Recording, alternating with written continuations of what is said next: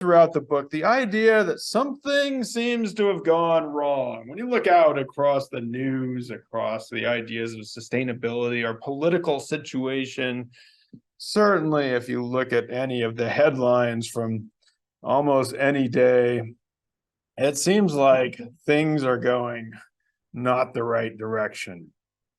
And a lot of people wonder, is it because things are so unequal in today's world that certain few people have all the power, the wealth, the money?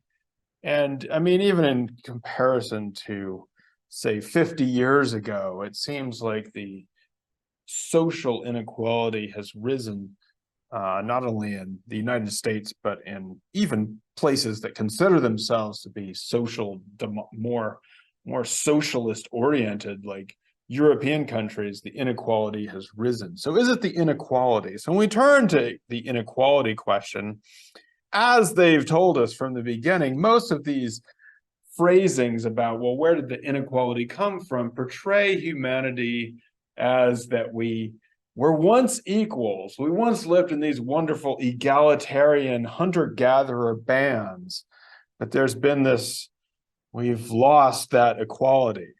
Now, the thing about the fall from grace story is it's basically the Bible.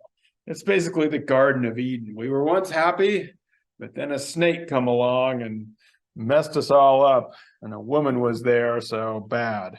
So, you know, that's basically kind of the same story, except told in more updated terminology.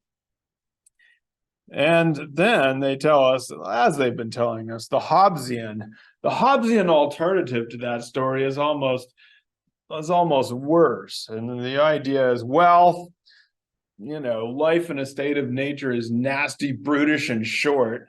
It was miserable. And in fact, things are better now. You might not realize it, but things are really better.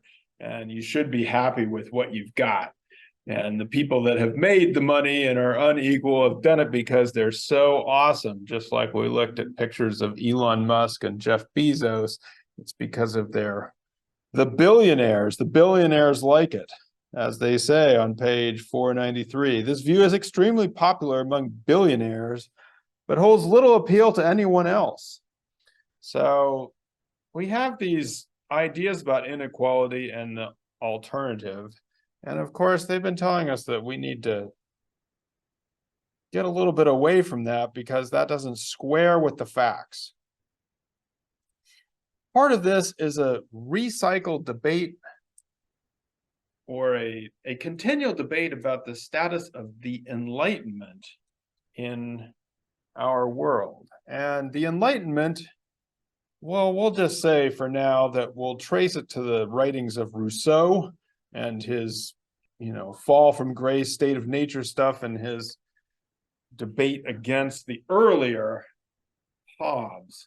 And when the Enlightenment first comes out, or I mean, people saw it as a challenge to the status quo, to the monarchies, to religion, to the idea, the very idea, as we've seen, that people should be in control of their own destinies was seen as something that other people didn't want. And so that's why they've told us that, in fact, some of the ideas for the Enlightenment were rooted in indigenous thought to the Americas. And it was very challenging to the orders that be.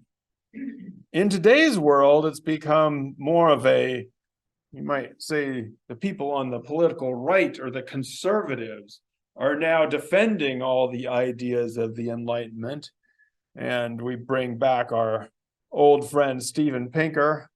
And after, forget if this book was written after or before the Better Angels Reign. I think after he claimed that violence was way on the decline in human history. And don't worry about the headlines because statistically, violence is down. He comes out with this big, hey, things are getting better. Just trust reason, science, humanism, and progress. So, as they say, that crowd has a couple of problems. If it is true that everything is better and has been the best since the Enlightenment, then why did it have to be imposed upon people in terms of colonialism and basically brought about itself by making sure things were not democratically decided? And as some authors have noted, the fact that we live in a market capitalist society would have never won a popular vote for most of the centuries. Our current system would have never been voted in if people had to actually vote on it. It always needed to be, even within European societies, it actually had to be imposed on other people. And they also mention, as we talked about from before, that if the West is best, then why did so many people try to get out of it and leave and go into other places? So, constant debate, though, about the Enlightenment and its influence and whether it was a left swing or a right swing, and who should be responsible for this. What everyone agrees upon, though, is whatever political perspective you might take on it, most everybody agrees that there was an Enlightenment. Right, Felicia? There was an Enlightenment, and what did the Enlightenment represent? What was it? This ever represented a fundamental break in human history? A fundamental break in human history. Well, that sounds fundamental. A break. What does it break?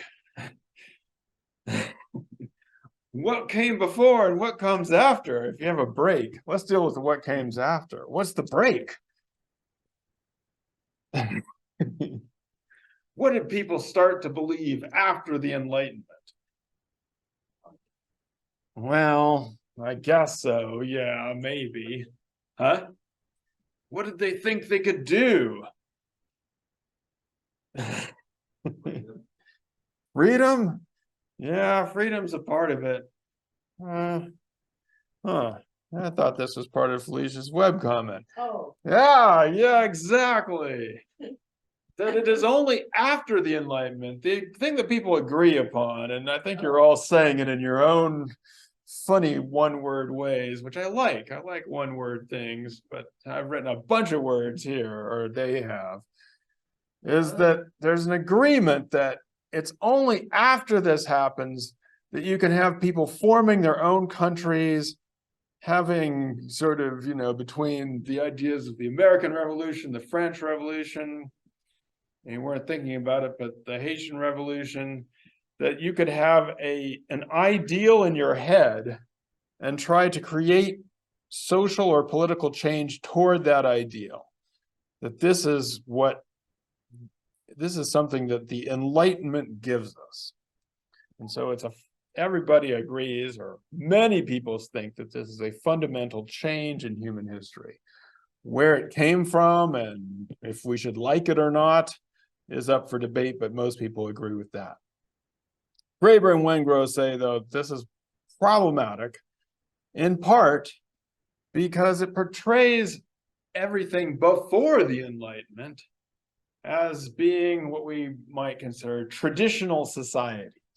So in these traditional societies, you have, people have authority and everything is around these little communities and having status within that society, and that people are enslaved to their customs or to their traditions. And so before the Enlightenment, we have these societies in which you can't think outside of this box because we just do what's always been done. We don't think about reforming society, or this is the idea. And certainly anthropology, since they went out kind of late in the game, fell into this same issue where they only describe people as if they were sort of locked in this. They didn't describe them as historical. They described them as other to the West, and that was important, but they only described them in their kind of most recent terms. And they were trying to figure out what was kind of eternal about people, and I mean, there were some good reasons for that. They were trying to do what they considered to be cross-cultural comparison. And so when an anthropologist would do field work, they were looking for the kinds of things that would recur on maybe an annual cycle or a ritual cycle, or be structural about a society that would shape the whole society, because you really didn't have time to figure out what had happened over the last hundreds or thousands of years in that society. So the idea was that prior to the Enlightenment, in both European societies and other societies, people were kind of locked in these traditional modes of being. They bring up the author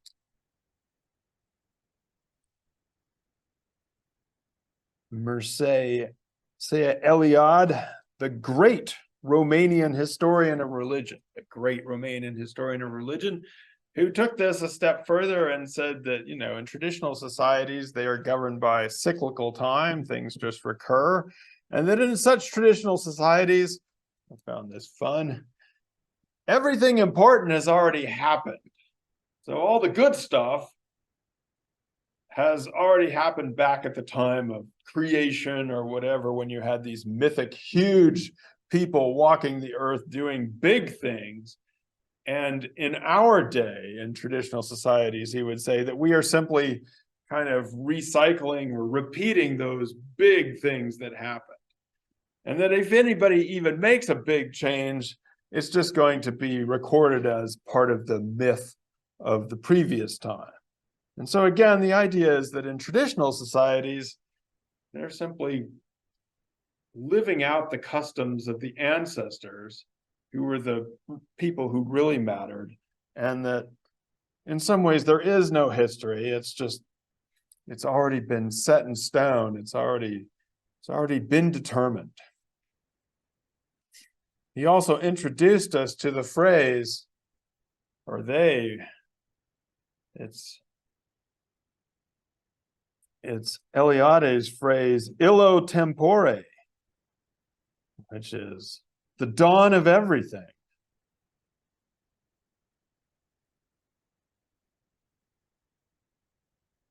I know. I was trying to read that. It's recently been translated into. Yeah, I was trying to figure out what language that was. I'm pretty sure it's Greek. It's Greek to me. It was reviewed in a Greek publication. When I searched on illo tempore and Graeber or Wengrow, this is what I came up with, a review from, I believe, a Greek literature thing, which I can then just press Google Translate. It gives me a pretty good idea, but they're the only ones that say. Anyway, that's where they get the idea of the dawn of everything, this time when everything happened. As opposed to, Eliade would say, this idea of linear time, which is what we believe we live in, where it's not cyclical, things go along, they accumulate, and we're going in some direction. Some people believe a good direction, some people believe a bad direction, but we're going somewhere. And what Eliade says is that this is a relatively recent idea, probably around the time of the Enlightenment or about, in that, again, societies in the olden days had this cyclical sense of time, but we have a linear sense of time. Interestingly, Eliade didn't like this at all. He said the consequences of linear time were catastrophic, that it made people really anxious and nihilistic. Kind of like Descartes is getting when he reflects upon sustainability at Hartwick. Makes you anxious and like, we'll never get better. Got to start somewhere, but it's not good enough. Anyway, for Eliade, especially writing before the Second World War, this seemed to be a problem. It was even more of a problem because he kind of blamed it on the Jews. And as Graeber and Wengrow say, we don't like being told that we're the cause of everything that went wrong, because they are both Jewish scholars. We don't appreciate the suggestion that we are somehow to blame for everything that went wrong in history. But after that aside, they say, why did we actually even take this argument seriously? Why did we believe that people in other societies were somehow trapped in their own cyclical time, and it is only us moderns, us contemporary people who are able to break through the bonds of this? Pretty arrogant and pretty wrong. But why would we take this seriously? One of the reasons, they say, is because of social science in general.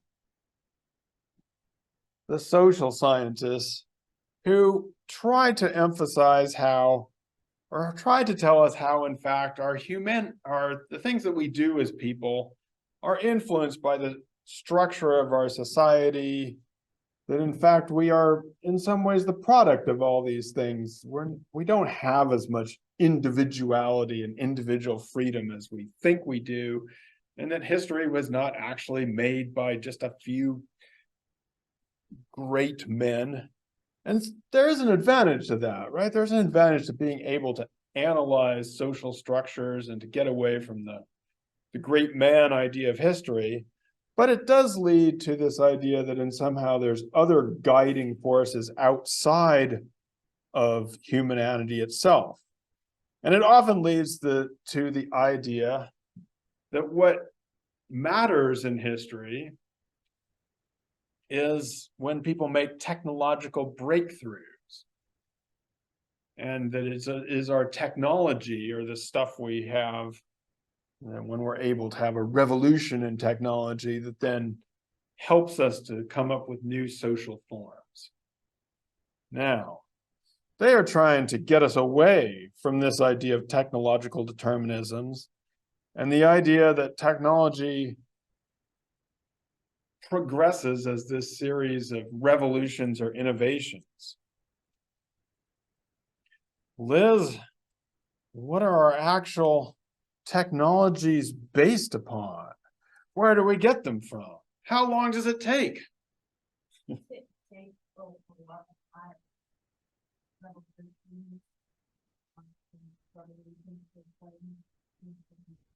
There is people, like, for example, that they brought up that the Greeks first had the invention of the steam engine, but they didn't use it as how during the Industrial Revolution, how the steam engine ran. They use it to open doors and make it look magical. Yeah, so let's get to that in a second. So first of all, they're trying to tell us that when we have these innovations, they're built upon centuries, hundreds of years of accumulated knowledge and experimentation. And just so we're clear, and we've seen this before, who is doing all this knowledge and experimentation? Felicia, who does all this knowledge and experimentation? Who gives all those biology presentations on phosphorescent yeast? Huh? Why? Why am I picking on you? Why male Europeans? No, they don't. Exactly, they don't do it. It's the women who do this centuries of accumulated knowledge and experimentation. They're the ones who figured out yeast in the first place. There they are. Every time, page 499, every time we sit down to breakfast, Cyrus, we are likely to be benefiting from a dozen such prehistoric inventions. Who was the first person to figure out that you could make bread rise by the addition of those microorganisms we call yeast? See, you can tell why I was fixated on the bread and the yeast now. Yeah, who was that first person? We have no idea. but we can be almost certain she was a woman and would most likely not be considered white if she tried to immigrate to a European country today. And we definitely know her achievement continues to enrich the lives of billions of people. We probably also know that it wasn't just one person alone. Maybe it was a non-binary person. Anyway, so yes. And the other thing, as Liz was telling us about, is that they are saying that often these discoveries don't necessarily happen in the kind of, or in the past, they didn't necessarily happen because of what we most consider them to need is because people need to be fed, or I want to make my train run faster. But they happen in this, what they call the zone of ritual play, where people are doing different experiments and trying out different things. And that the zone of ritual play results in an encyclopedia of social possibilities. And this is why we don't spell like the Brits anymore, because look at that. Why would you spell encyclopedia that way? Too many vowels in a row. What a weird way to spell it. But that's the way they spell it. I think we just have an E in there, not an AE. How strange. I know. I don't even know how to pronounce that. It's unpronounceable. And an encyclopedia of social possibilities from looking back at the past. As Liz tells us, the steam engine invented in Greece to do something cool with temple doors, and then forgotten gunpowder from China to do fireworks. A lot of things that I have were made to play with. They bring up, and they kind of comes in and out here. They say they weren't the first to figure this out, that Hocart, when he was talking about kings, said that this was going to be true, and then Hocart disappears, so we won't worry about him too much. I guess we'll just say that they themselves are saying they didn't figure this out themselves. There's been a number of people. Centuries of accumulated knowledge in anthropology have helped them to come to these conclusions. So we have this situation where we have, for much of human history, people playing, experimenting, doing these things, being cool, being awesome people. But as we go along, what we find is increasingly, especially in today's society, a loss of our basic freedoms. Now, they've talked about these basic freedoms, so they don't talk about the origin of inequality, but they talk about some freedoms that we should have. The freedom to move around, to be able to go places, go into different societies, without having to try and get across borders and all the things and get hounded for it.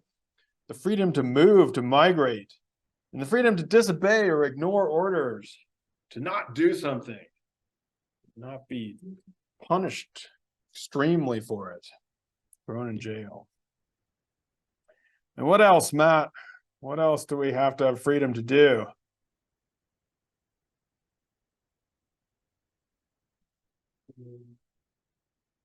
Yeah, I was gonna say, like, exist. Yeah, we need to exist. Yeah, that's part of like that's kind of the most basic freedom, is the one to exist. But once you're existing, you also want to be able to do what with your life? And where the world's gone terribly wrong.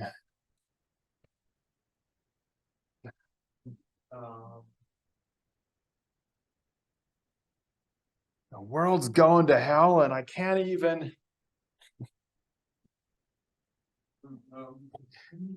even imagine how it could be different. Said freedom, but Freedom. it was already up there. It's already up there. The freedom to imagine and enact other forms of social existence. So we have to be able to move around, migrate to different places, disobey or ignore people who want to try to tell me what to do, and the freedom to imagine and enact other forms of social existence. This has to do with the idea that something's gone wrong, that we can't even think of a different society than the one that we're currently living in. We can't even imagine how it would be different. And the question is, why? When did this happen? Why did we lose these basic freedoms? One of the answers they talk about is that, as we've seen in past chapters, these huge cultural areas where people used to traverse Turtle Island, North America, all of North America is one big cultural area, you might say, is that culture and our sphere of influence in our human societies in some ways became smaller and smaller. And so they've talked about these culture areas and the ways that the world shrunk, and if the world shrinks, then you're less able to move and create new alternatives. So that's one of the reasons. However, even in those olden days, up until about 500 years ago or so, you still had a lot of ways of escaping these. If you didn't like the culture area you were in, you could move to another one or move out of the range of a state society if you wanted to. So that's not the only reason. They then say that it seems to have something to do, or it seems like it has something to do with the way that people started to marshal each other into warfare, that fighting against external others was oftentimes linked to an internal loss of freedoms. Does this look familiar, Cyrus? This book? Yeah. Where did you read that? During J term. Yeah.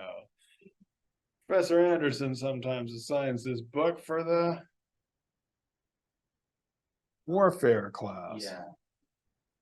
I'm kind of surprised. I wish they'd actually cited this book, because they kind of give a little bit of some of the arguments on page 505 and 506 were basically summarized in this book. So I think they should have given it credit, but they say a number of things.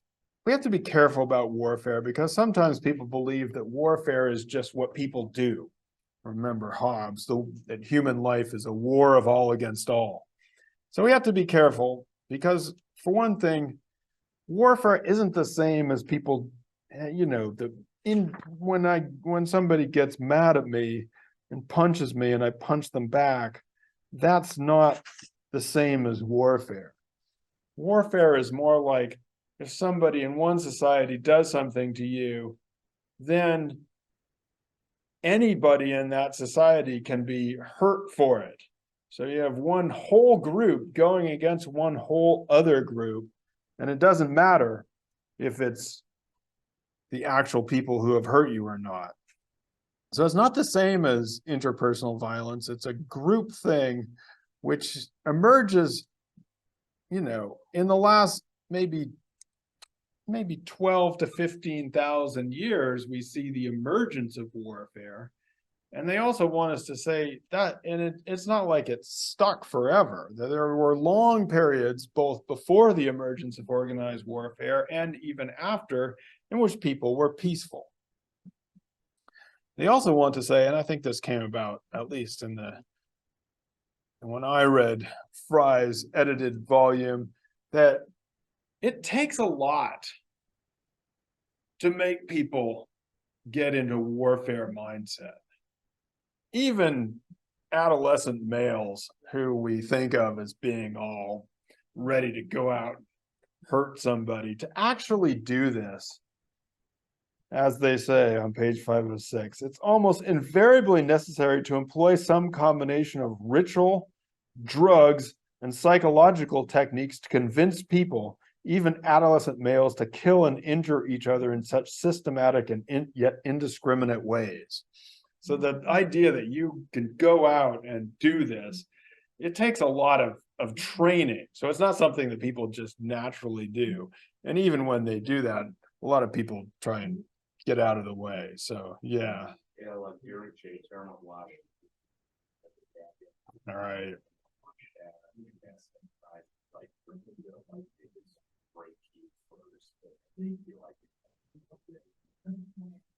Break you first. Yeah. Okay. Yeah. I walked by and I was wondering why you were watching that movie, but yeah. Okay. Good. So, it's not something that you do naturally. If you did it naturally, they wouldn't have to break you and make you do that thing. I once read also, I mean, the idea that it was, I think, in the 19th century when people would stand in a line and like shoot from a line, and even if somebody like died next to you, you'd still keep going. Like in the old, like before that, like the idea that you had to keep going, even if people right around, most people would just run away, live to fight another day. So that has to be like broken into you. So it's not a natural thing. Anyway, those are their caveats to say we're not condemned to warfare, but that they believe that there is a connection between having this mighty military that's able to fight external enemies and the loss of our freedoms in this patriarchal kind of household society. And to do that, we've seen Roman law a little bit, but it's been a while ago since we talked about Roman law. And I think we talked about it in terms of owning a car. And that the one thing that I am able to do with my car or anything I own, according to Roman law, is that I can do whatever, I can destroy my car. I can do whatever I want with the things I own, as long as I don't break any other laws. So if I want to go into my house and set off a grenade, no problem. As long as it's my house, who cares? I can do what I want, I can break the windows. As long as I'm not renting the house, then I'll get in trouble. But if I own the house, do what I want. We're seeing all kinds of problems with that these days. If somebody else comes to my house, that doesn't mean I should be able to do whatever I want just because they stepped onto my porch. That's ridiculous. But this is kind of this idea that if I have property, I have power over things. And it seems like that the idea of these things, or the beginning of these laws, comes to the Romans from ideas about the place of enslaved people. Right decurs? What could you do? What was going on with the Romans and the enslaved people? How'd you treat them? They treated them terribly. Well, actually, that varied depending on a lot of things. So there are stories where slaves were treated a little bit better than others. Right. And then given their freedom and some money and some land. But for the most part, they treated them pretty roughly and poorly, especially like the Jesuits. They would often rape and torture them. Yeah, I mean, it goes back to this idea that people they're not treating them like people, they're treating them like things or like objects. And here they mention the work again. We've seen Orlando Patterson's work before. The idea that if you are enslaved, you have no ability to make personal relationships. You simply have to be like an object or a thing. And that in Roman law terms, you can do whatever you want with your objects or things. And very few restrictions on that. Now, we then get into some, I agreed, Cyrus, some very surprising things about this link between personal care, enslavement, what goes on in the home, and violence. Like the word for family. Where do we get that word from? It just means good times, right? Yeah, this was kind of shocking. I didn't want to be, I was kind of getting down on the family. We're all supposed to have these family values, but it turns out the root word for famulus is house slave. We're supposed to be under the pater familias, the head of father household, right? So that's kind of disconcerting, must say. And then there's this wonderful word, domus, from which we get, which is a word for household, and where we get the term domesticated. That sounds nice, being in a nice domestic place. I want to have a domestic house, don't I? What other word comes in there, Cyrus? Oh, I forgot. I'm sure it was something bad. You're sure it was something bad? Yeah, it doesn't sound so. I mean, I guess if you have it, you like it, but yeah, the word for dominate or dominion over. So what they're saying is that in many ways, our ideas about property, care, family life, what happens at home, are modeled on this idea that we trace it back a long ways to Roman ideas about who should serve whom and the patriarchal model. Now, they then shift over into a comparison with the indigenous society in the Americas that we've seen before, the Wendat, and the ways that they would have wars against external enemies, which they called mourning wars, because somebody would get killed and then you'd have this retribution war. And the Wendat don't look so wonderful in this sense. They would go off and have these captives, and you could either adopt the captive to your society, in which case they would kind of replace the dead person. But if you decided not to adopt the captive, you just like have this big old torture session on the poor guy for a long time in public. And it was pretty brutal. Now, so the French Jesuits come in and they're like, whoa. Now, on the one hand, they knew that they themselves did the same thing back in France to other people. And so, you know, at the time that the French Jesuits were writing, public torture was just something that people did. That was just pretty commonplace. And so they knew it wasn't worse than what they did, but they were surprised at how everybody was engaged in it. You'd have women and children going over and torturing this guy. He goes out, you feed him for a little bit, wake him up, and torture him some more. So they were kind of shocked by how communal it was. This goes into a comparison of what the Wendat were doing in their public torture versus what the French were doing. So in the Wendat case, it was always against people who were outside of the community, people who had been captured in these wars. Whereas in the French case, you could do it against anybody who'd been convicted of a crime. That was just part of the punishment system. You were just a person that was just normal you didn't have to be a German. You could just do it against somebody who'd been convicted against a crime. So for the Wendat, it's always outsiders. With the French, it could be anyone in their society. And so for the Wendat, it never corresponds to this kinds of things we've been talking about, or violence or domination within a household. Whereas the French model is more like the Roman model, so that the household is the paterfamilias, the patriarchal place where the men dominate, and it's modeled upon, or it's a reciprocal model of how the kingdom itself is supposed to work. As on page 513, each was made in the other's image, with the patriarchal family serving as a template for the absolute power of kings, and vice versa. Children were to be submissive to their parents, always good. Wives to husbands, and subjects to rulers whose authority came from God.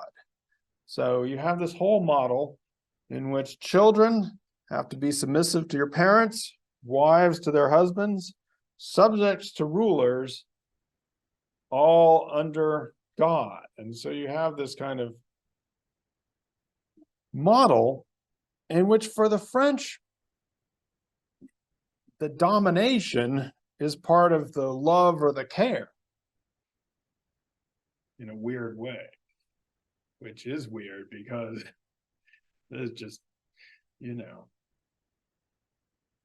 I don't know, you know, those parents who say this hurts me more than it hurts you, that kind of stuff, you know, discipline. I'm punishing you because I love you so much, right? So it's a weird model. It doesn't always maybe make sense, but that's the idea. I'm caring for you by helping you out, by punishing you severely. Hurts me. Whereas among the Wendat, the model was, no, you never have violence within a household or within a community. It's only against external folk.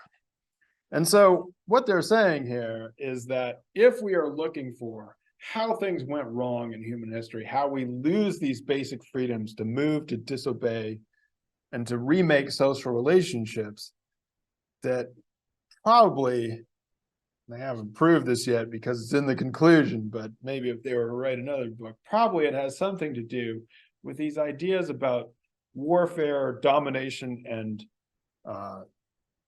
how the patriarchal family reflects or is a model for domination across the system. And so if we want to remake our social relations, if we want to think about a different kind of way to organize our society and our world, it would be wise to think about the different kinds of possibilities, which in the case of the Wendat, they were actually able to separate the idea of violence or domination from the care that was in the household.